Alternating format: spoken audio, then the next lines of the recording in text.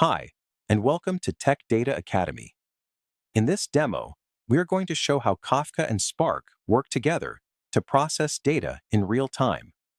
The use case is simple: an e-commerce platform where users are browsing products, adding items to their cart, and making purchases every single second.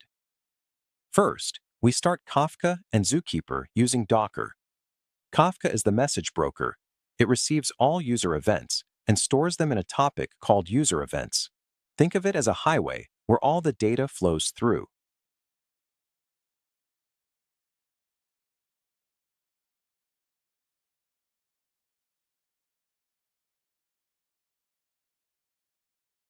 Now we run a Python script that acts as the producer.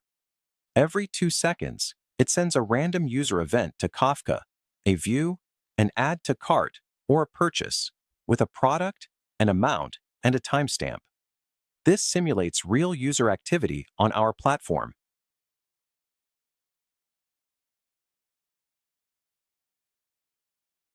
Finally, we launch PySpark and connect it to the Kafka topic.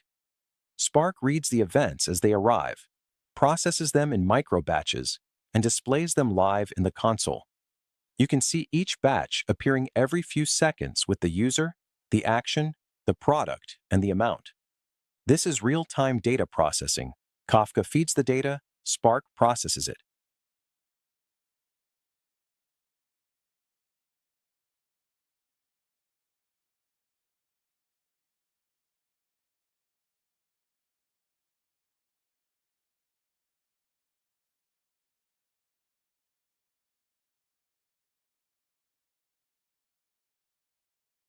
We can also monitor the stream visually. By opening the Spark UI at localhost 4040, we can see the active streaming query running in real time. It shows the query status as running, the start time, the duration, and most importantly, the average input rate and the number of batches processed. This is how you monitor a production pipeline.